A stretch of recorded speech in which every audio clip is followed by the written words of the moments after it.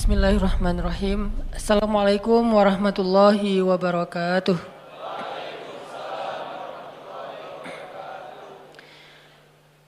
Innal hamdalillah nahmaduhu wa nasta'inuhu wa nastaghfiruh wa na'udzu billah min syururi anfusina wa sayyiati a'malina. May yahdihillahu fala mudhillalah wa may yudlil fala hadiyalah. Asyhadu an la ilaha illallah wahdahu la syarikalah wa asyhadu anna Muhammadan abduhu wa rasuluhu la nabiyya ba'dah. Allahumma shalli sallim wa barik ala sayyidina wa habibina wa maulana wa syafi'ina wa uswatuna Muhammadin sallallahu alaihi wasallam. Radina billahi rabba wa bi Muhammadin nabiyya wa bil islami dina. Rabbi shrah li sadri wa yassir li amri wahlul 'uqdatan min lisani yafqahu qawli. Teman-teman sekalian yang dirahmati Allah Subhanahu wa taala, ahlan bikum min jadid. Selamat datang untuk teman-teman yang dari luar kota. Selamat datang buat yang pertama kali ikut sharing atau sharing Rabu malam atau nongkrong bareng di sini.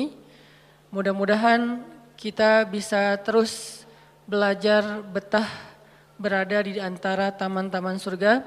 Salah satu taman surga itu adalah tongkrongan ilmu yang duduk di dalamnya akan dapat banyak sekali doa-doa dari para malaikat, yang duduk di dalamnya akan mendapatkan banyak sekali curahan rahmat dari Allah Subhanahu wa taala. Sehingga kalau setiap pekan kita didoain oleh malaikat, ini anugerah yang sangat berharga. Setiap pekan didoain oleh malaikat. Minimal sepekan sekali. Kalau teman-teman yang lebih banyak ikut majelis-majelis ilmu, nongkrong di rumah Allah, mudah-mudahan setiap harinya didoakan oleh malaikat dan Allah Subhanahu wa taala mengucurkan rahmat dalam kehidupan kita. Malam ini kita akan melanjutkan pembahasan kita tentang surat yang luar biasa. Salah satu surat yang ketika dibacakan oleh Ammar bin Yasir membuat ayah dan ibunya masuk Islam, yaitu surat Ad-Duha. Ada 3 part dari surat ini. Part pertamanya intinya adalah ma wadda'aka rabbuka wa ma qala. Di situ Allah seolah-olah ngasih tahu ke kita supaya kita jangan berputus asa, supaya kita jangan merasa kesepian, supaya kita jangan patah semangat, supaya kita jangan pesimis, supaya kita jangan pundung. Kenapa? Siapapun boleh meninggalkan kita, tapi Allah nggak pernah ninggalin kita. Pasangan kadang-kadang kalau lagi ngambek boleh nggak baca WA kita sampai 3 hari, tapi Allah gimana pun kita bikin dosa, kita berdoa Allah masih dengar kita. Orang lain bisa aja ninggalin kita karena ada hal yang nggak nyaman. Allah itu sering dapat hal yang nggak nyaman loh dari kita, tapi nggak pernah ninggalin kita. Rasa-rasanya nggak ada cinta yang lebih sejati dan pastinya kecuali cinta dari Allah kepada hambanya. Bahkan seorang ibu aja nggak bisa nandingin cinta Allah kepada kita. Padahal ibu udah paling baik ya, nggak ada lagi orang yang lebih berjasa dalam hidup kita selain ibu kita di antara manusia setelah Rasulullah pastinya. Kecuali ibu kita sendiri yang udah mengandung kita dalam keadaan wahnan ala wahnin, kepayahan demi kepayahan, melahirkan dengan resiko nyawa, menyusui 2 tahun lamanya, membesarkan dengan segala bentuk pengorbanannya. Ternyata itu gak ada apa-apanya dibandingkan dengan cinta dan kasih sayang Allah kepada kita. Ibu kita bisa kecewa walaupun dia sayang banget sama kita. Ibu kita bisa aja marah walaupun dia sayang banget sama kita. Bahkan ibu kita bisa aja bikin kita sedih atau terluka atau kecewa walaupun dia orang yang paling berjasa dalam hidup kita, tapi Allah enggak. Sehingga Allah bilang ma wadda'aka rabbuka wa ma qala. Ketika kamu merasa ditinggalkan oleh banyak orang, Allah enggak pernah ninggalin kamu. Ketika kamu merasa dicuekin oleh banyak orang, Allah enggak pernah cuekin kamu. Buktinya ketika kita banyak dosa pun berdoa Allah masih mengijabah, apalagi kalau kita taat. Itu part pertama dari surat Ad-Duha. Dan ini kita coba jadiin kayak motivasi hidup kita teman-teman. Ketika kita lagi lemah, ketika kita lagi drop, kita baca ma wadda'aka rabbuka wa ma qala. Kalau kita mengaku Allah hasbi, cukup buat saya Allah, hasbi Allah, hasbunallah, berarti kalimat itu harusnya kalimat motivasi banget. Terjemahan dari kalimat itu banyak. Ma wadda'aka rabbuka wa ma qala bisa diterjemahkan la tahzan innallaha ma'ana. Bisa. Ma wadda'aka rabbuka wa ma qala bisa diterjemahkan dengan kalimat fa inna ma'al usri yusra. Ma wadda'aka rabbuka wa ma qala bisa diterjemahkan inni ma'akuma asma'u wa ara. Aku bersama kamu berdua wahai Musa dan Harun, asma'u wa ara. Mendengar dan melihat. La takhafa, jangan takut wahai Musa dan Harun. Idhaba ila Fir'aun, pergilah kamu berdua kepada Fir'aun. La takhafa, inni ma'akuma asma'u wa ara. Aku yang akan memantau apa yang terjadi pada diri kalian. Jadi aku tahu banget, update banget setiap detiknya. Bahkan sebelum terjadi, aku sudah mempersiapkan perisai untuk melindungi kalian. La takhafa, jangan takut. Itu terjemahan-terjemahan yang banyak di Al-Quran tentang kalimat ma wadda'aka rabbuka wa ma qala. Atau mungkin kita bisa challenge diri kita sendiri ya. Ketika kita tilawah Al-Quran secara acak, cari ayat terjemahan atau bahasa lain dari ma wadda'aka rabbuka wa ma qala. Coba cari di Al-Baqarah, cari di Ali Imran, itu banyak banget kalimat ma wadda'aka rabbuka wa ma qala. Rabbmu tidak pernah meninggalkanmu, gak pernah benci sama kamu. Ayatnya banyak banget. Bahwa Allah gak pernah ninggalin kita, bahwa Allah gak benci sama kita. Salah satunya mungkin kalau Allah gak benci sama kita tuh, misalnya ayat fa'in yuridullahu bikumul yusra wala yuridu bikumul usr. Sehingga siapa yang berpikir syariat itu kayak beban, seolah-olah Allah kayak enggak rela gitu ngelihat kita nyaman, kok dikasih syariat, dikasih beban, dikasih tugas, dikasih batasan. Enggak, itu salah paham. Allah ngasih syariat bukan untuk ngebebanin kita, bukan karena Allah iseng sama kita, bukan karena Allah benci sama kita, tapi karena Allah pengen memudahkan hidup kita justru dengan syariat. Syariat itu bukan mempersulit hidup kita. Kalau sebuah negara meninggalkan syariat karena takut sulit kehidupan negara itu, justru kita terjebak dalam wasawisus syaitan. Mulailah kita dengan hiruk pikuk, dengan kekacauan gara-gara meninggalkan syariat. Kalau sebuah bangsa, masyarakat, keluarga, pribadi pengen hidupnya lebih mudah, ati Allah wa ati Rasul. Coba ikutin cara Allah, pasti akan jadi mudah. Memang di awalnya kelihatan agak-agak challenging nih. Tapi begitu kita jalanin, yusrun, mudah, semuanya mudah. Kemarin saya jalan sama istri ke Thailand. Kita jalan berdua ke Thailand, pengen main aja gitu. Jalan ke Thailand, kebenaran ada acara di Malaysia, terus mampir dulu ke Thailand. Sampai di Thailand kita ke Pattaya dulu nih. Saya karena senang dengan laut, saya cari yang lautnya masih aman. Kalau Phuket mungkin gitulah ya. Nah, cari yang Pattaya yang private beach, jadi nggak ngelihat yang gitu-gitu. Cie, sombong. Kalau terlihat kan nggak sengaja. Nah, pergilah ke Pattaya gitu ya, cari yang beach yang private gitu. Terus karena kita nggak tahu halal foodnya di sana, akhirnya kita kayak sangat hati-hati mencari halal food. Sampai rempong, sampai bawel. Pas mau room service minta makanan ke kamar karena nggak berani makan di luar.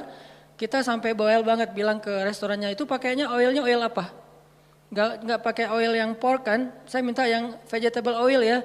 Ya Pak gitu. Terus itu wajannya diganti ya, dicuci dulu. Ya Pak. Itu yang masak ininya tepungnya udah dipakai yang pork belum sebelumnya? Ya bisa kita bikin yang baru Pak, sampai mereka sebel banget gitu kan karena banyak banget permintaannya, padahal pesannya cuma nasi goreng. Tapi permintaannya panjang gitu, akhirnya dihidangkanlah nasi goreng seafood, kita makan berdua sepiring. Gak penting banget sih, gak ada hubungannya dengan tema. Nah udah gitu malam kita cuma nyari buah aja kayak gitu. Nah karena kita berusaha untuk ketat dalam masalah halal food, kalau nggak benar-benar kita bisa yakin bahwa ini halal atau minimal dia aman gitu, maka kita nggak akan berani. Ini berusaha lah, belajar taat, kecil-kecilan. Bukan hal besar sebetulnya. Tapi justru saya ngelihat di sini hal kecil dihargain sama Allah. Kalau hal besar apalagi kan ya, hal sepele kayak gitu doang, Allah langsung kayak ngehargain gitu. Ini bukan karena saya soleh, tapi karena saya mencoba untuk meniru orang soleh. Akhirnya mendapatkan janji yang Allah janjikan kepada orang soleh. Sayanya belum soleh, tapi karena meniru orang soleh, dapat juga nih yang dijanjiin Allah kepada orang soleh. Udah ketat, seharian kita makannya susah banget. Nah besoknya mau ke Bangkok, hari belum pesan hotel. Tadinya udah pesan lewat travel agent, tapi cancel. Tadinya ada satu jenis hotel yang di pusat kota, dekat dengan tempat pembelanjaan, nemenin istri. Ternyata dari travel agent itu katanya nggak dapat. Oke, cancel. Saya pesan pakai online, pesan nyari yang dekat dengan hotel itu. Entah gimana caranya Allah ngarahin saya untuk ngeklik satu hotel yang saya juga nggak tahu speknya kayak gimana. Pokoknya udah aja ini aja deh, yang paling dekat walaupun ada beberapa pilihan. Ambil hotel tertentu, namanya gak usah disebut. Mahal Ci, sombong. Ya gitu deh pokoknya ada namanya lah ya. Nah pas sampai di Bangkok kita masuk ke hotel itu lagi check in. Tiba-tiba ada teman lama saya nih orang Bandung. Dia istrinya lagi lewat jadi hotel sama kondonya itu bersebelahan. Dia ternyata tinggal di kondonya. Dia lewat ngelihat kayak Ustadz Hanan. Dia ngubungin Benzo. Benzo cuma angkat tangan. Lihat ke atas. Itu namanya Benzo, masih Jovisa. Nah Benzo dihubungin Benzo tanya ke saya, Ustadz lagi di hotel ini di Bangkok loh. Kok Benzo tahu? Kan saya nggak ngasih tahu siapa-siapa. Nggak, tadi ada teman yang ngelihat Ustadz, dia kayak ragu gitu, bener nggak? Oh iya bener, kenapa? Dia ngajak Ustadz nanti malam cari makan halal dan Thai banget gitu. Alhamdulillah berarti kemarin susah dikit, sekarang Allah kasih jalan keluar. Bukan hanya itu, ternyata hotel yang saya pilih itu dia udah halal restoran, untuk breakfast tuh aman, udah halal. Karena susah kan nyari hotel dengan sertifikat halalnya di sana. Tanpa kita ketahui ternyata Allah arahin kita ke hotel yang gak perlu bawel lagi untuk room service-nya. Karena dia udah halal restoran. Ditambah lagi diajak sama teman saya untuk makan yang halal food tapi Thai banget, enak. Ditraktirin itu yang paling enak. Nih saya berpikir kalau saya lebih cepat atau lebih lambat 1 menit aja pas check in, kan saya nggak bakalan ketemu dengan istrinya, sehingga kita nggak berpapasan, nggak saling tahu. Allah yang bikin timingnya pas banget, dia jalan lewat depan hotel, saya masuk check in, dia ngelihat ke saya, terus dia ngubungin Benzo ngubungin ke saya, pas dapat wifi karena ngandelin wifi banget kan di luar negeri teh, irit gitu. Dapat wifi, saya langsung balas, qadarullah. Malamnya dimudahin, akhirnya kita jalan, makan, halal, enak, bukan murah, gratis. Jadi saya teringat, wa may yattaqillaha yaj'al lahu makhraja wa yarzuqhu min haitsu la yahtasib wa may yattaqillaha yaj'al lahu min amrihi yusra wa may yattaqillaha yukaffir anhu sayyi'atihi wa yu'zim lahu ajra. Itu janji Allah. Siapa yang taat sama Allah, Allah kasih jalan keluar. Ini jalan keluarnya. Siapa yang taat sama Allah, Allah kasih rezeki yang tidak terduga-duga. Ini rezeki yang tidak terduga-duga. Akhirnya ketemu teman orang Bandung yang udah tinggal di sana. Siapa yang taat sama Allah, Allah mudahin urusannya. Jadi mudah kemana-mana digayat.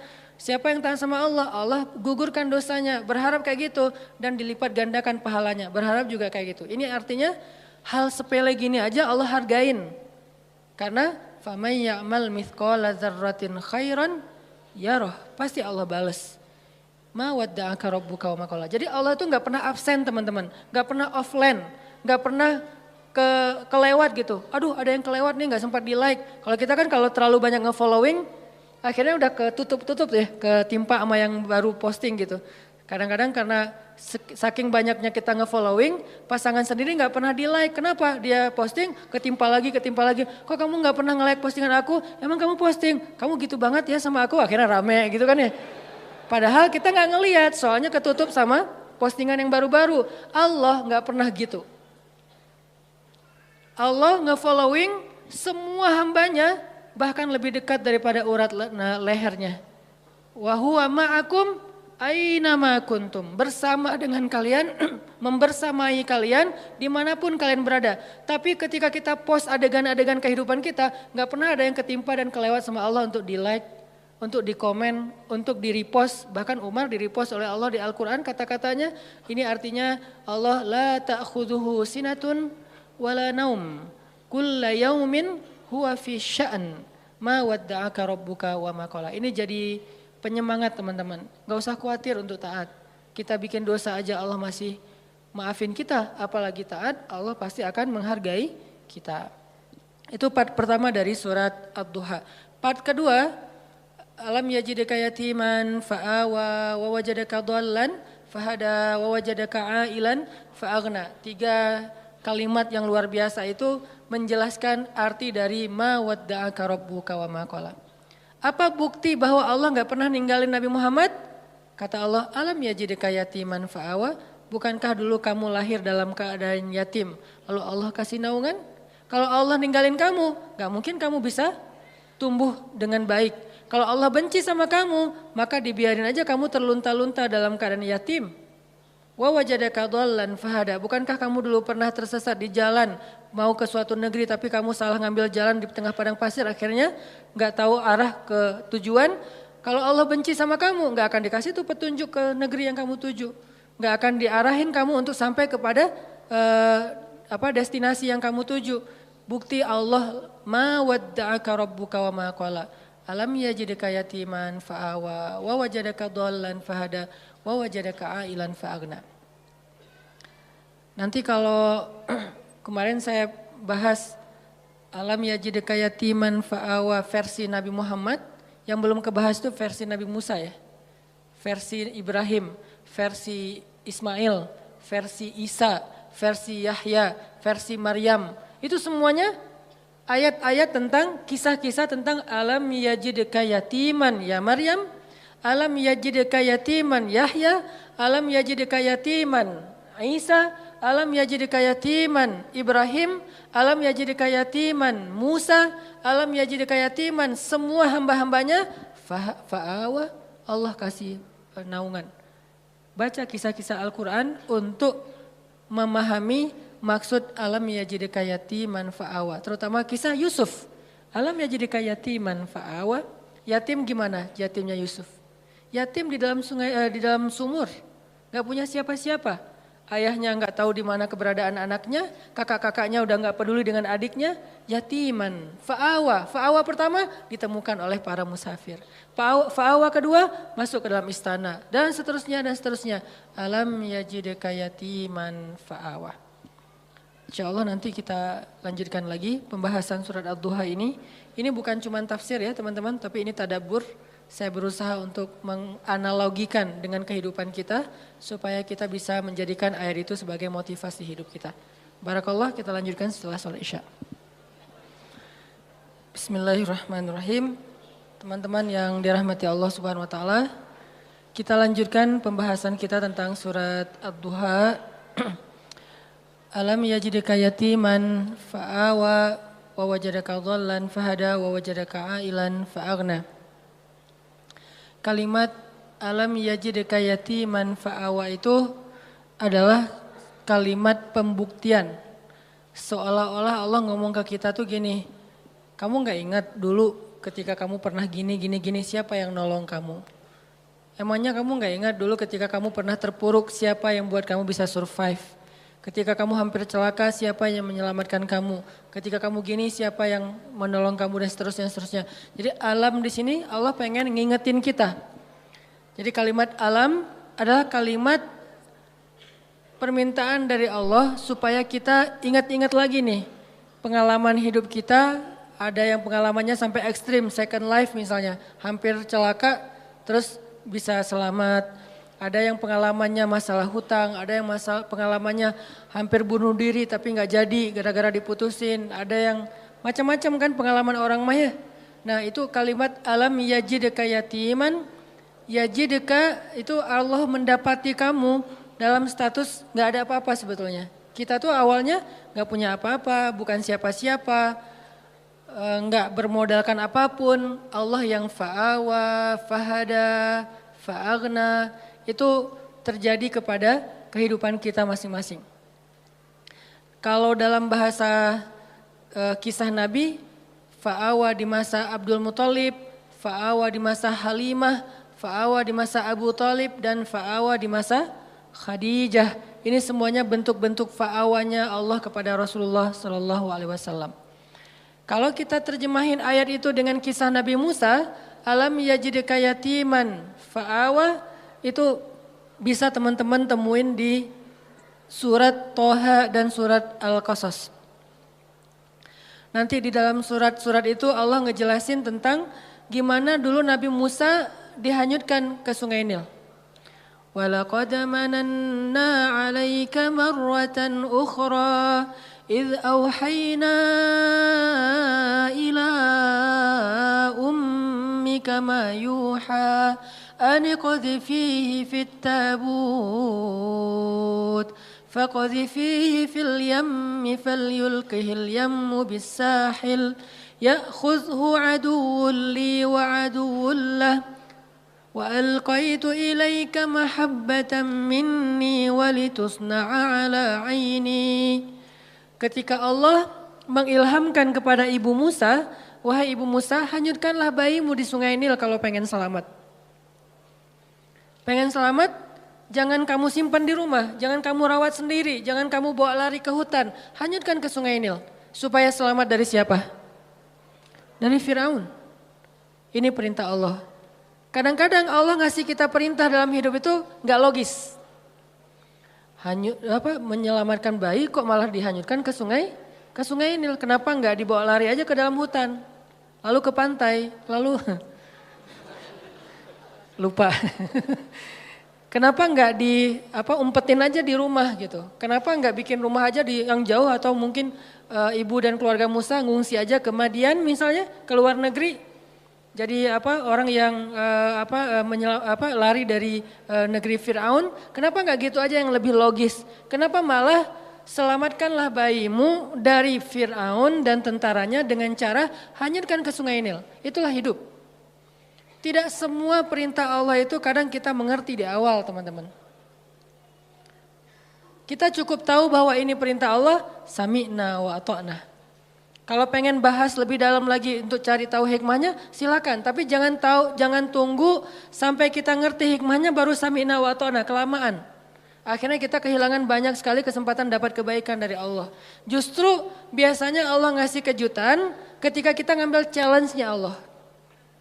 Iman challenge, akidah challenge, tauhid challenge. Challenge-nya apa? Lakukan perintah Allah walaupun menurut logika kita agak aneh. Misalnya, tinggalkan pekerjaan itu. Ya Allah, pekerjaan inilah yang bikin saya bertahan hidup selama ini. Saya beli rumah, beli mobil, saya punya tabungan sekian. Gara-gara kerjaan ini, udah tinggalin aja. Terus nanti saya kerja apa? Tenang, Allah yang gantiin. Terus gimana Ustadz? Jalannya dari mana Ustadz? Allah tahu jalannya, kita doang yang gak tahu. Kalau kita nggak tahu bukan berarti Allah nggak tahu kan? Kita yang nggak tahu, Allah tahu. Karena Allah alimun, basirun, khabirun, maha tahu, maha melihat, maha teliti, latifun, sami'un. Allah maha kuasa. Jadi kalau kita nggak tahu caranya bukan berarti dia nggak bisa. Serahin aja sama Allah. Ketika kita serahin sama Allah, Allah nggak mungkin ngecewain kita. Kenapa? Allah nggak pernah ngecewain hamba. Kita aja ke teman kalau udah diserahin satu amanah, kita berusaha untuk bikin dia terkesan, nggak sampai bikin dia kecewa. Apalagi Allah. Hanyutkan bayimu ke Sungai Nil supaya selamat dari Firaun. Setelah Allah kuatkan hati ibunya, akhirnya karena ibunya soleha, hanyutin bayinya ke Sungai Nil. Berharap selamat dari Firaun. Cuman nggak bisa lepas juga, pakai kakaknya yang jadi pengintai gitu, nyari tahu adiknya hanyut kemana. Ngalir, bukannya ke negeri yang jauh, bukannya ke Sudan kayak atau ke luar negeri kayak kan Sungai Nil itu membelah berapa negara ya. Bukan sampai ke luar negeri, gak lama kemudian malah masuk selokan yang mengarah ke tempat pemandian pribadinya Fir'aun. Ini makin gak logis nih. Luar biasa cara Allah tuh, Allah luar biasa cara membuat skenario-nya tuh keren banget. Masuk ke selokan itu, kakaknya Musa makin khawatir gimana dengan adik, dia masuk ke selokan itu. Langsung dilaporin ke ibunya. Di surat Al-Qasas dikisahkan ketika ibunya tahu Musa hanyutnya ke dalam selokan yang mengarah ke pemandian khusus Fir'aun, hampir copot jantung ibu Musa. hampir copot jantung Ibu Musa. Kenapa? Bisa dipastikan bayi ini akan ditemukan oleh para dayang-dayang Firaun dan kalau ketahuan Firaun pasti akan dibunuh. Ini ujian luar biasa. Tapi ini challenge-nya justru di situ. Ketika kita berhijrah, ketika kita ngikutin cara Allah, awalnya terlihat, ya Allah kok gini ya? Kok jadi gini ya? Kok malah masuk ke selokan ini ya? Kan gitu ya, ada kejutan-kejutan kecil gitu awal-awal kita berhijrah. Baru aja kita halalin putusin, akhirnya putusin, dia langsung jadian sama orang lain. Kan itu berat banget ya. Dia kayak mudah banget gitu move on dari kita. Padahal kita mutusin itu cuman gertak doang biar dia mau halal gitu. Siapa yang takut kata dia, akhirnya jadian sama orang lain, itu tuh berat banget. Saya tahu rasanya, Jadi masuk ke selokan itu, udah gitu ke sungai kecil. Ditemuin sama dayang-dayang Firaun dikasih kepada istri Firaun. Qadarullahnya Allah udah kasih persiapan bahwa istri Firaun belum punya anak. Sehingga ketika dibuka tuh tabut, keranjang yang ada bayi Musa, dibuka dilihat oleh istri Firaun. Allah bilang di surat Toha, wa alqaitu ilaika mahabbatan minni. Aku masukkan untukmu cinta dariku. Maksudnya apa? Tiba-tiba istri Firaun jatuh hati kepada bayi Musa. Siapa yang bikin dia jatuh hati? Allah. Sebagaimana Halimatus Sa'diyah jatuh hati kepada bayi Muhammad untuk menyusuinya secara gratis, begitulah istri Firaun jatuh hati kepada bayi Musa dan mau mengangkatnya sebagai anak tanpa bertanya siapa dan dari mana asal usulnya.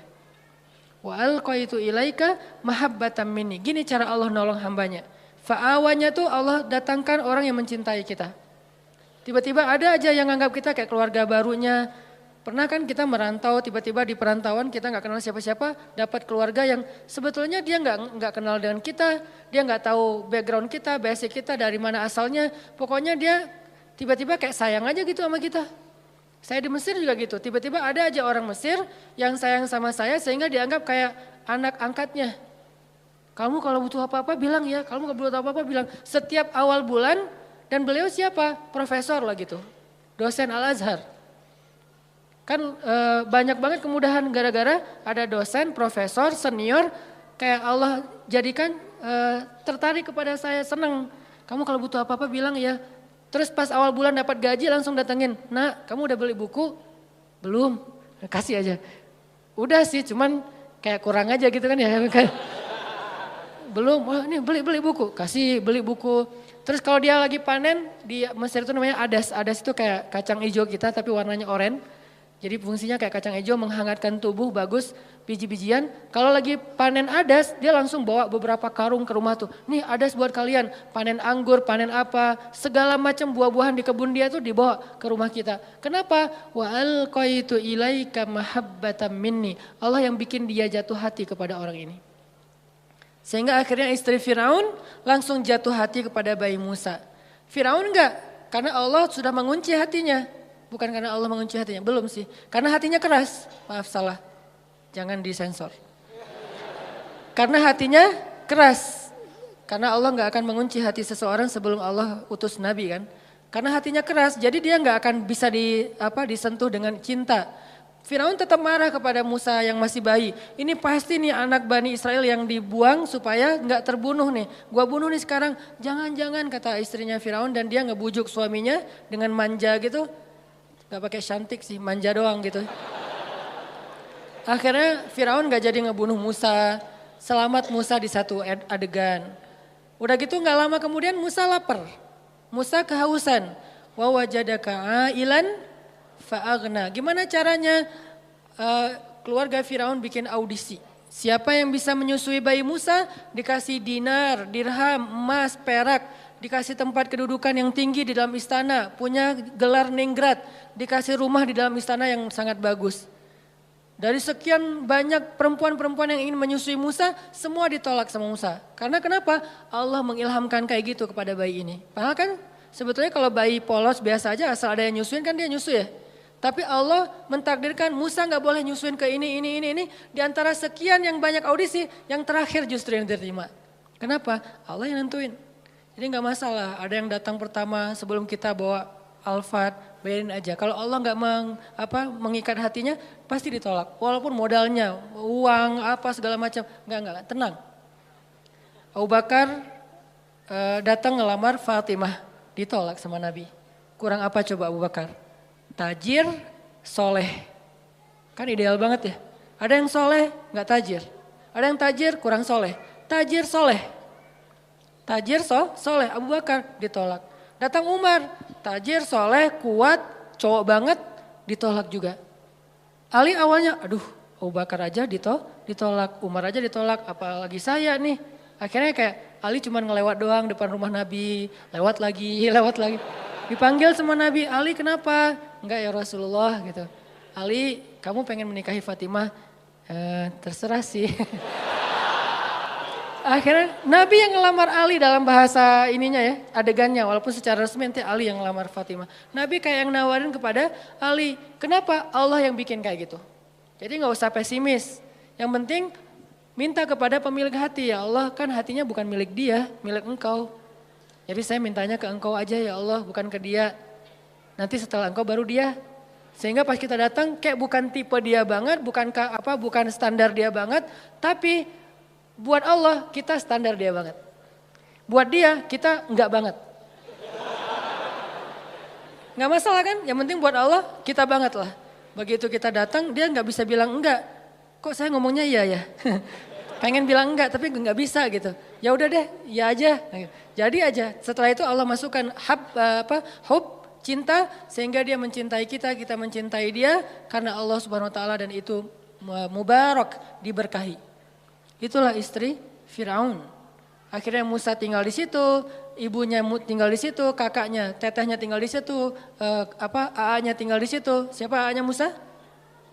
Harun. Semuanya sekeluarga tinggal di situ. Ini namanya alam yajidka yatiman fa'awa. Allah yang bikin skenario yang kayak gitu. Ismail juga kayak gitu. Kemudian Yahya alaihissalam juga kayak gitu. Maryam juga kayak gitu. Alam yajidka yatiman. Maryam kan lahir nggak punya ayah. Bukan nggak punya ayah. Ayahnya udah wafat kan. Imran sama anak yatim perempuan lagi itu. Siapa yang fa'awa Maryam? Wa kaffalaha Zakaria. Zakaria yang mengawakan Maryam. Dan Zakaria cinta banget sama Maryam. Walaupun itu adalah ponakannya, tapi seperti putrinya sendiri. Dan Zakaria adalah sebaik-baik orang yang merawat Maryam. Walaupun ayahnya soleh banget, tapi ada yang lebih daripada ayahnya. Ayahnya orang soleh, Zakaria nabi.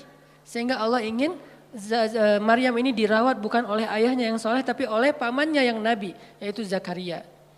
Ini cara Allah teman-teman. Sehingga itu menjadi bukti ma wadda'aka rabbuka wa ma qala. Andalin Allah aja deh. Kita mau hijrah, kita mau ganti kerjaan, kita mau dapetin pasangan, kita mau punya anak, kita mau, udah bilang aja sama Allah. Ada mau apa aja bilang aja sama Allah. Selama yang kita inginkan itu kebaikan, Allah malu untuk gak mengabulkan keinginan kita. Gak mungkin gak dikabulkan, pasti. Kenapa saya bilang pasti? Allah sendiri mengatakan, ujibu da'watad da'i idza da'an. Kalau ada yang berdoa sama aku, curhat sama aku, ujib. Aku pasti akan nge-replay, akan ngerespon, akan ngejawab, akan nge-read. Gak mungkin enggak. Pasti dibalas sama Allah SWT. Kalau teman, pasangan, geng gak ngebalas WA, biasalah itu. Tapi kalau Allah gak mungkin enggak. Pasti di-read langsung dibalas sama Allah. Cuman balasnya Allah apa? Kadang dibalas dengan yang sama persis dengan yang kita minta. Kadang dibalas dengan yang lebih baik dari yang kita minta. Yang enggak dikasih yang sebaliknya yang buruk dari yang kita minta. Enggak mungkin. Kalau enggak sama lebih baik. Antara dua itu. Dan dua-duanya untung. Alam yajidka yatiman fa'awa. Nanti wawajadaka dhallan. Wawajadaka dhallannya Nabi. Mungkin teman-teman pernah dengar penjelasan dari Ustadz Abdul Somad. Saya pengen membandingkan aja. Kalau Nabi kasusnya kayak gitu. Pernah tersesat di sebuah perjalanan dari Mekah ke daerah Syam, kemudian Allah tunjukkan jalan supaya sampai ke kota yang dituju. Nah kalau Nabi Musa pernah juga tuh, kapan? Pas Nabi Musa nggak sengaja ngebunuh orang Mesir. Orang Mesir berantem sama orang Bani Israel. Cuman orang Mesirnya kayak zalim gitu, dia terlalu sombong. Akhirnya didorong sama Musa meninggal kan. Walaupun Musa nggak sengaja sih. Dorong, kamu apa-apaan sih, mati kan. Musa juga kaget, loh kenapa nih? Gitu. Kayak nggak sengaja gitu, jangan-jangan setan. Akhirnya Musa bilang, ya Allah bukan kerjaan saya, kerjaan setan. Jadi boleh kan nyalahin setan. Bilang setan, salah saya apa? Ya salah kamu setan gitu. Ya. Akhirnya meninggal. Musa lari karena dia membunuh orang Egyptian, orang Kipti. Lari kemana? Nggak tahu kemana. Cuman berdoa, ya Allah beri saya petunjuk dalam perjalanan ini. Jalan aja pokoknya kemana kaki melangkah deh ikutin aja tuh. Nggak ada nih lihat Google Map dulu atau mau kemana dulu bikin itinerary dulu. Kayak kita trip atau traveling yang udah jelas tujuannya. Ada travel agentnya, ada budgetingnya udah segala macam. Enggak, pokoknya jalan aja kemana kaki melangkah ikut aja terus. Ini benar-benar dol namanya nih. Nggak tahu arah. Tapi sampainya kemana? Ke jodohnya. Ke Madian, ke Yordania, ketemu 2 orang cewek, lagi ngantri mau ngasih minum ternak, Musa nanya, ma khatbukuma, ada yang bisa saya bantu? Gak ada modus-modusan, beda dengan kita, kayak kenal ya, di mana ya? Enggak, kita gak pernah ketemu, saya yakin saya pernah ketemu sama kamu, di mana?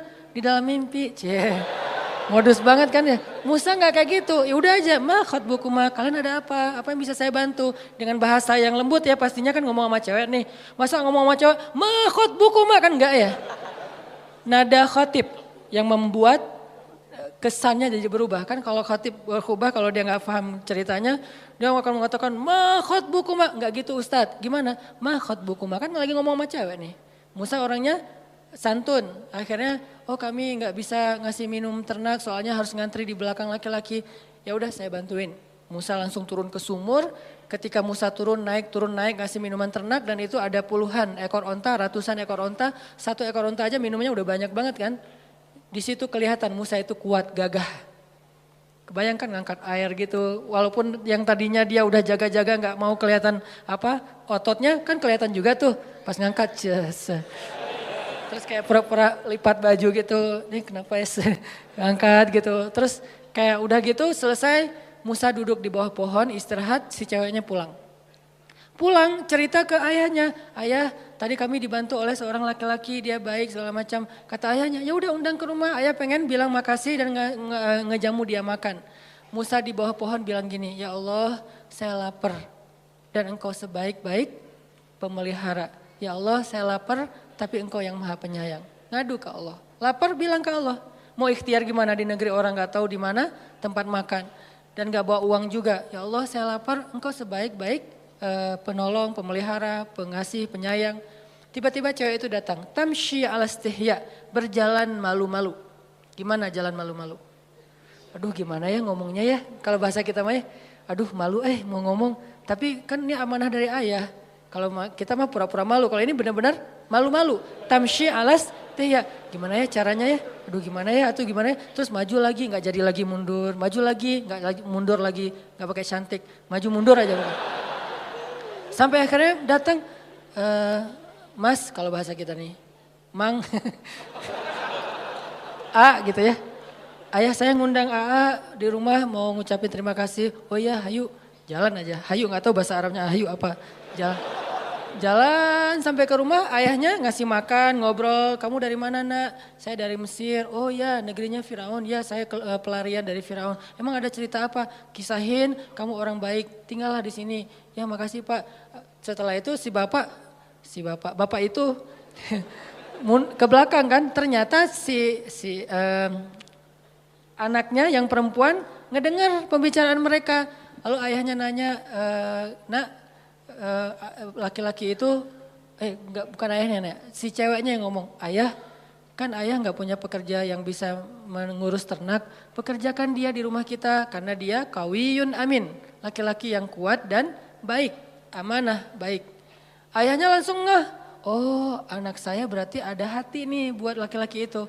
Kok bisa gitu sih ayahnya kayak kegeeran gitu kan ya? Karena si cewek ini nggak pernah komen tentang cowok sama sekali dalam hidupnya. Sekali-kali dia komen cowok berarti ada sesuatu nih. Kalau sekarang udah nggak lagi kebaca sama ayahnya karena kita udah biasa komen. Kamu lucu deh, kamu apa. Jadi kayak sering komen jadinya biasa aja kan. Karena dia nggak pernah komen tentang cowok. Sekali-kalinya ada postingan cowok dia komen, itu sesuatu banget kan. Sekali-kalinya ada postingan cowok dia nge-like, sesuatu banget. Karena nggak pernah dia kayak gitu. Kalau kita periksa di list kontak handphonenya, itu nggak ada nama laki-laki tuh. Cewek semuanya, terjaga banget. Sehingga sekali-kali dia bilang, ayah pekerjakan dia di rumah karena dia laki-laki yang baik dan kuat. Ayahnya langsung nangkep, oh anak saya berarti tenang dengan laki-laki itu. Musa, maukah kamu menikahi putriku? Dengan mahar sekian. Musa mengiyakan, menikahlah mereka. Alam yajidka yatiman fa'awa, dikasih keluarga baru di Madian. Sebagaimana saya dikasih keluarga angkat dulu ketika di Mesir. Dan kemudian di Bandung. Kemudian seterusnya. Allah mudahin. Alam yajidka yatiman fa'awa. Saya seorang perantau. Walaupun saya ngerasa kayaknya Bandung ini adalah akhir dari perjalanan saya. Udah gak mau pindah lagi ya. Pokoknya udah love banget lah dengan kota Bandung ya. Hashtag. Jadi karena ngerasa kayaknya nih negeri saya yang ketiga, Aceh, Kairo, Bandung, udah aja selesai, udah nggak mau pindah lagi karena udah nyaman.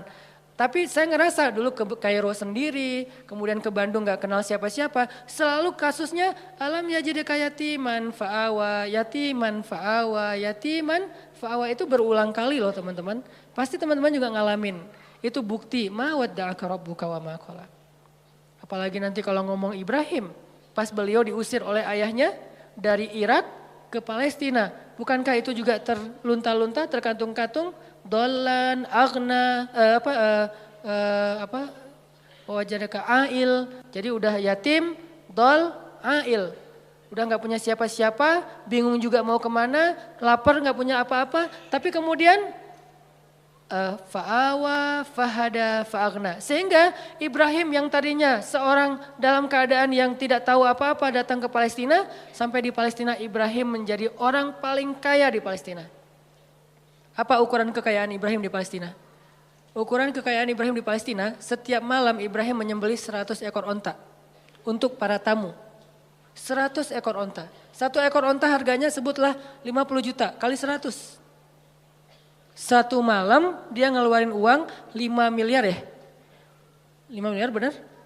5 miliar setiap hari loh teman-teman. Ada nggak di antara kita yang ngeluarin uang 5 miliar setiap hari buat tamu? Sehingga bisa dibilang Ibrahim itu bapak perhotelan dalam sejarah manusia. Dia yang pertama bikin konsep hotel. Hotel gratis tapi. Buat siapa? Visitornya siapa? Orang-orang yang mau berziarah ke Masjid Aqsa.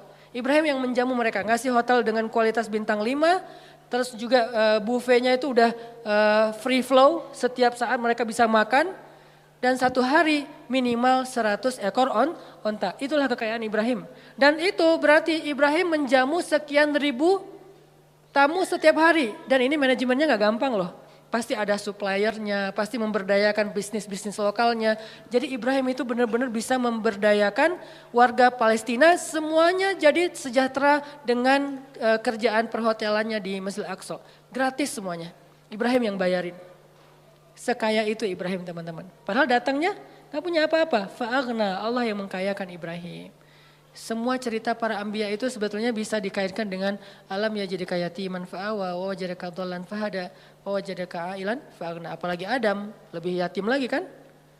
Jatuh dari langit, gak punya siapa-siapa. Satu-satunya yang dia punya itu juga gak tahu di mana. Kekasihnya Hawa, bagaimana caranya? Allah yang menunjukkan mereka sehingga ketemu setelah sekian tahun mencari akhirnya ketemu juga. Nah ini artinya teman-teman ma wadda'aka rabbuka wa ma qala. Part ketiga yang akan kita tuntaskan malam ini, fa'ammal yatim fala taqhar wa ammas sa'ila fala tanhar wa amma bi ni'mati rabbika fahaddis. Kalimat 3 ayat terakhir ini itu kayak nerusin 3 ayat sebelumnya. Alam yajidka yatiman fa'awa fa'ammal yatima fala taqhar. Wa wajadaka dhallan fahada wa ammas sa'ila fala tanhar. Wa wajadaka ailan fa'agna wa amma bi ni'mati rabbika fahaddis. Jadi kayak pasangan-pasangan ayat. Bukankah Allah mendapatimu dalam keadaan yatim, lalu Allah kasih kamu keluarga? Makanya kalau ketemu anak yatim, jangan kamu bersikap semena-mena kepada mereka. Karena Allah juga mendapatimu yatim wahai Muhammad. Sehingga Nabi Muhammad sayang banget sama anak yatim. Dan sangat dekat kepada orang yang sayang kepada anak yatim. Sehingga Nabi mengatakan orang yang mencintai anak yatim nanti di akhirat bersamaku itu seperti jari telunjuk dengan jari tengah ini. Dekat banget. Jadi kita bakal punya rumah bersebelahan satu klaster sama rumah Nabi. Kan seru banget ya. Punya rumah satu klaster sama rumah Nabi. Dan klaster itu klaster terbaik di surga.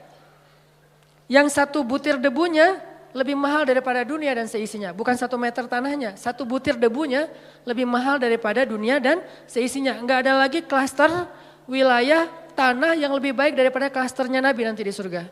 Dan siapa yang sayang kepada anak yatim, yang sangat peduli kepada anak yatim di sini usia sebelum dia mampu berusaha, kalau 25 tahun terus dia jomblo gitu, terus dia kayak gitu, itu modus ya. Ustadz dia tuh masih yatim loh, ayahnya udah meninggal sekian tahun, jadi saya kayak fa'awa gitu Ustadz ya.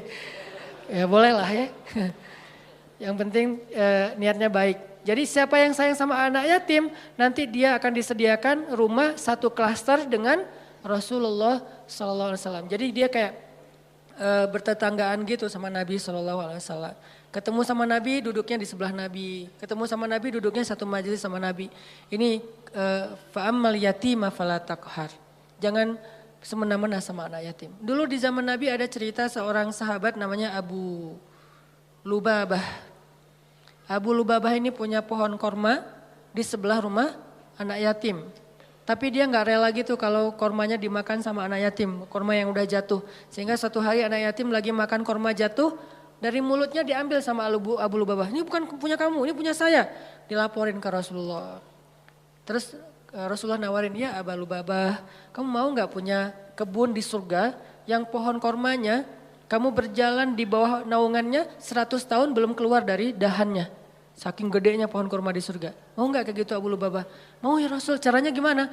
Wakafkanlah pohon kurmamu untuk anak yatim. Gimana ya Rasul, itu pohon kurma kesayangan saya banget.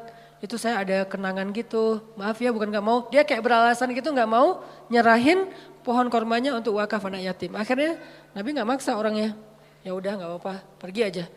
Tiba-tiba datang sahabat yang lain namanya Abu Lubabah. Dia bilang, ya Rasulullah, ada apa Abu Lubabah? Tadi saya mendengar Rasulullah nawarin sesuatu kepada Abu Dahdah yang kedua. Ada apa Abu Dahdah? Saya tadi dengar Nabi nawarin sesuatu ke Abu Lubabah, tapi dia nolak. Ya, emang kenapa? Kalau saya ngambil itu boleh nggak ya Rasulullah? Boleh, siapapun, kebaikan itu untuk siapa aja. Ya udah, tunggu ya Rasulullah. Langsung dia pergi ngejar Abu Lubabah. Ya Abu Lubabah, ya Abu Lubabah. Abu Lubabah nungguin. Ya Abu Dahdah, ada apa? Kamu tahu kan kebun kurma saya di Madinah? Siapa yang tidak tahu kebun kurma milik Abu Dahdah? Satu kebun kurma ada 600 pohon kurma. Mata air sendiri, ada vilanya, luas banget kebunnya. Dan kebun itu paling subur. Yang lain panen setahun 2 kali, yang ini 3 kali setahun. 4 bulan sekali panen. Teman-teman kalau mau berhitung, satu pohon kurma sekali panen itu lebih dari 100 kilo. Satu pohon, satu dahannya aja udah berapa puluh kilo kan? Itu satu pohon lebih dari, sebutlah yang paling kecil 100 kilo. 1 kilo harganya 500.000. 500 kali 100, capek. Itu satu pohon. Dan Abu Dahdah punya 600 pohon. Jadi sekali dia panen korma itu puluhan M loh keuntungannya. Sekali panen, dalam setahun dia panen 3 kali. Ratusan M dalam setahun. Kata Abu Dahdah, wahai Abu Lubabah, kamu tahu kan kebun kurma saya? Tahu, siapa yang gak tahu kebun kurma Abu Dahdah terkenal di Madinah. Mau gak kita barter? Kamu kasih pohon kurma kamu yang di pojok rumah anak yatim ke saya kasih kebun saya ke kamu, bukan pohon, kebun. Kata Abu Lubabah, yang benar, kamu gak lucu deh ininya, bercandanya. Nah ini mah dialog dari saya. Terus kata Abu Dahdah, saya serius, beneran, ya udah ayo, langsung transaksi jadi deal. Mereka kemudian pergi ke rumah anak yatim, wahai anak yatim, kata Abu Dahdah, mulai sekarang pohon ini Bapak wakafin buat kalian, makanlah sesuka kalian dari korma yang ada di pohon ini. Kemudian gak lama kemudian dia ngajak Abu Lubabah ke kebunnya, istrinya lagi bersih-bersih gitu. Kata Abu Dahdah, wahai istriku keluarlah, ini sekarang bukan kebun kita lagi, sudah aku jual. Istrinya kaget, kamu jual ke siapa wahai Abu Dahda? Kamu untung gak? Kata suaminya, untung banget. Ke siapa sih kamu jualnya? Ke Allah. Kata istrinya, itu baru untung. Itu baru perniagaan yang besar. Itu baru hebat. Istrinya ini soleha banget. Coba kalau kita ngomong gitu ke pasangan kita, kira-kira digapain? Didoain ya. Semoga kamu cepat. Ini istri yang soleha. Ini buat cewek-cewek ya.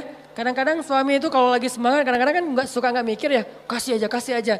Nah kalau dia lagi gitu, tapi tetap ada batasannya juga. Cuman dengan kualitas iman Abu Dahda dan istrinya itu emang luar biasa, inspiring banget. Istrinya malah bahagia, ya saya udah keluar.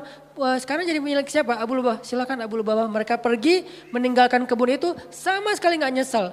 Cerita ini didengar oleh Rasulullah SAW dan Nabi mengatakan, duh betapa luasnya kebun Abu Dahda di dalam surga.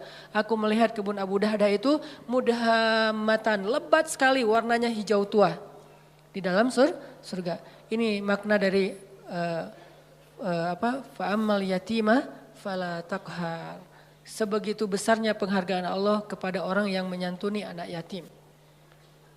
Terus angle yang kedua adalah al-jaza min jinsil amal. Balasan itu sesuai dengan jenis amal. Jadi kalau dia pengen dapat fa'awa, alam yajidka yatiman fa'awa, pengen dapat itu, maka caranya fa'ammal yatimah fala taqhar. Siapa yang menyantuni anak yatim, Allah santuni. Siapa yang menaungi anak yatim, Allah naungi. Siapa yang meringankan hajat anak yatim, Allah ringankan hajatnya.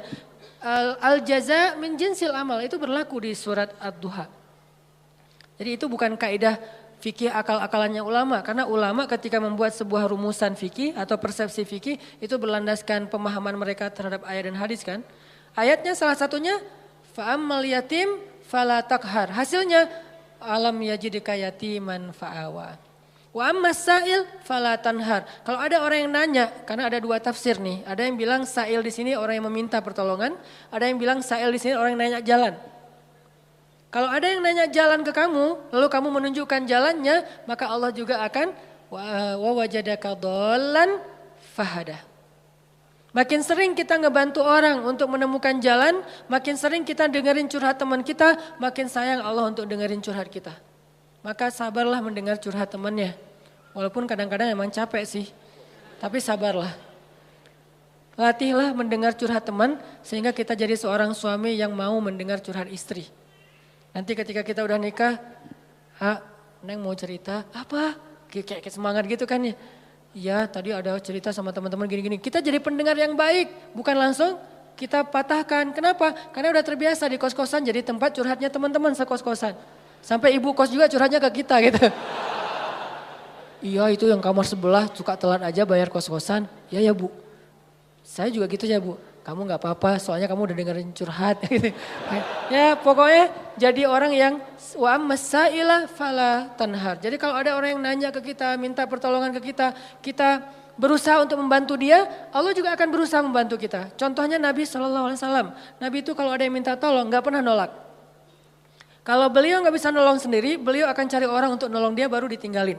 Jadi gak ada yang datang langsung Nabi maaf ya gak bisa. Mungkin kita nggak bisa gitu-gitu amat lah ya, tapi berusaha. Nggak semua kasus kita bisa ambil.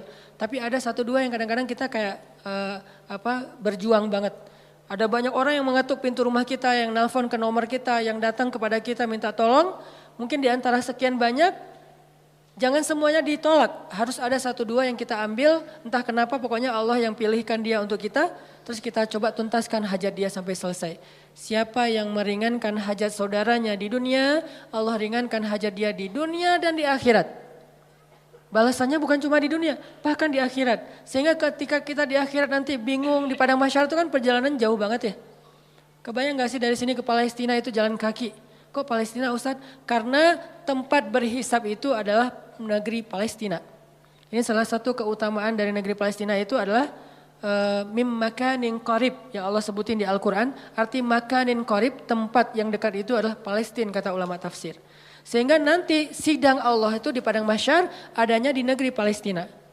Negeri Palestina dari Indonesia jaraknya jauh padahal buminya masih segini. Sedangkan bumi mahsyar beribu-ribu kali lipat lebih besar daripada bumi ini. Berarti jaraknya ribuan kali lebih jauh daripada yang sekarang. Kita meninggal di Indonesia, dikuburin di Indonesia. Nanti ketika kita bangkit, kita harus jalan ke Palestina. Palestinanya udah berapa ribu kali lipat lebih jauh dari yang sekarang. Jalan kaki teman-teman.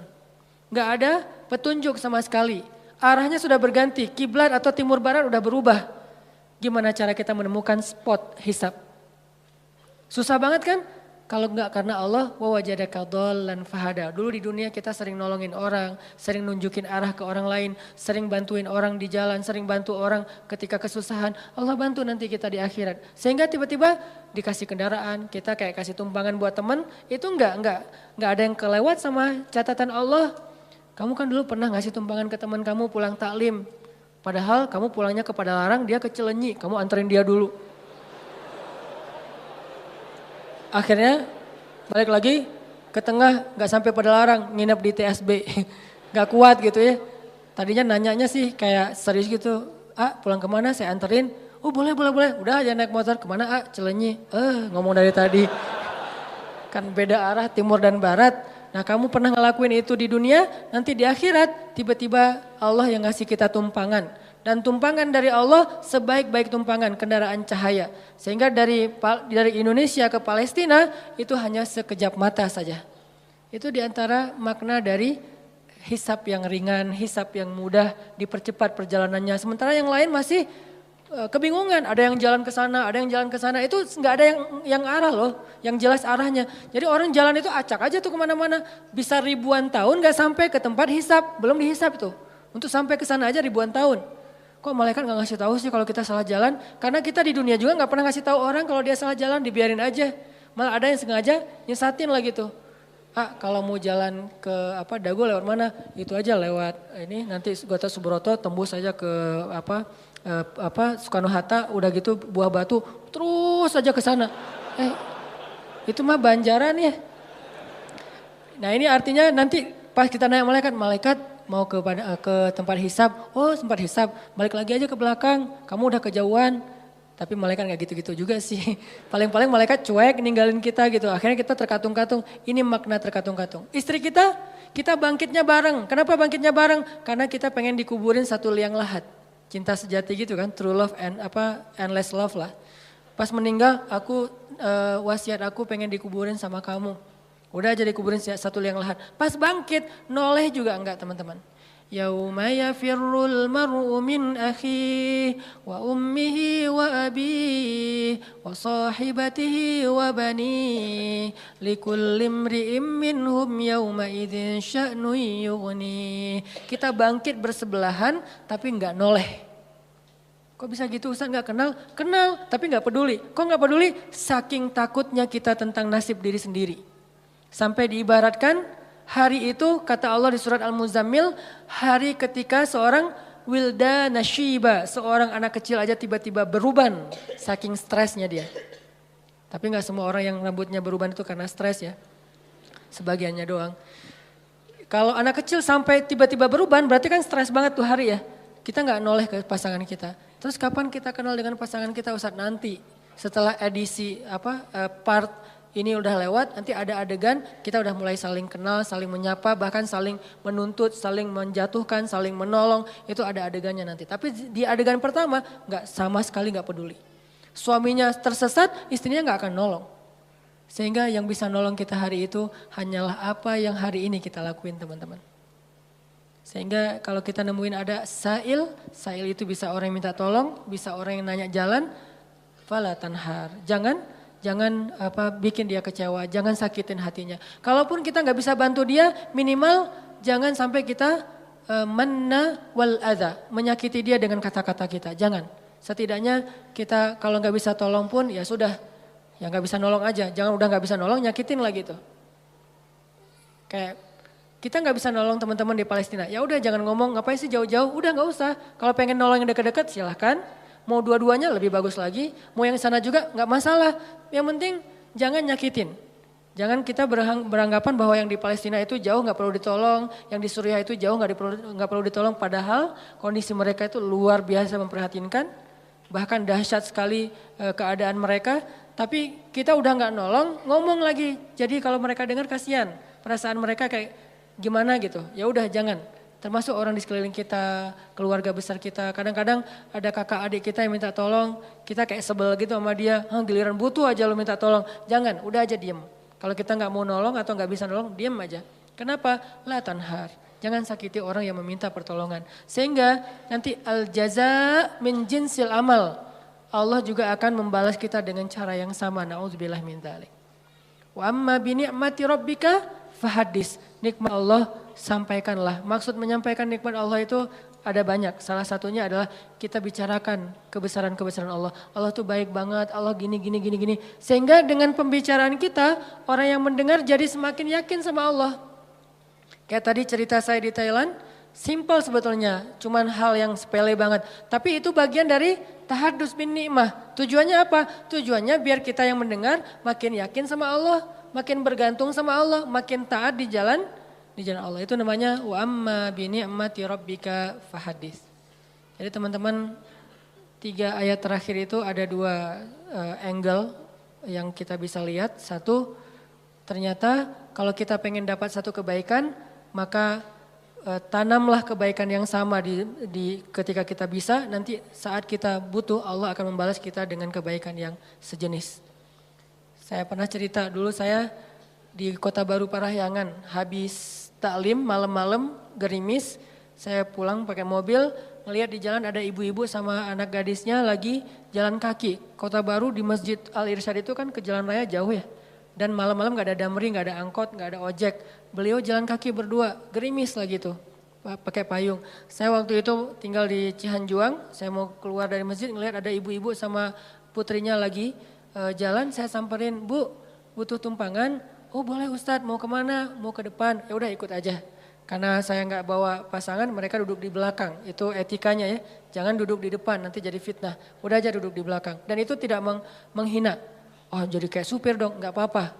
Karena demi menjaga fitnah, biarkan dia duduk di belakang berdua, saya di depan. Kalau ngomong, ya ngomong aja, sesekali ngelihat ke menghargai. Dia cerita, Ustadz tadi saya ikut talim Ustadz, oh Masya Allah Ibu jadi ikut talim, terus tadi gimana kesininya? Naik damri, soalnya kalau sore itu masih ada damri, saya masuknya pakai damri. Pulangnya biasanya jalan kaki, biasanya, berarti udah beberapa kali itu. Oh gitu, maaf ya saya nggak tahu, ya udah dianterin. Sampai di depan, jadi kayak nggak enak hati gitu diturunin di jalan ya, nggak tuntas kan. Udah saya tanya, Ibu rumahnya di mana? Masih di daerah Padalarang gitu, daerah Cimareme, agak turun dikit. Ya udah saya anterin aja ke rumahnya. Nggak ngerepotin nih Ustadz, nggak. Padahal biasanya saya langsung masuk tol kan, keluar Baros cepet. Ini ngelewatin Cimareme kan macet-macet gitu. Nggak apa-apa saya anterin, ya udah sejalan. Padahal nggak sejalan sebetulnya, saya harusnya ke tol. Dianterin sampai ke rumah, kan sepele banget kan. Udah sampai ke rumah selesai, pergi aja.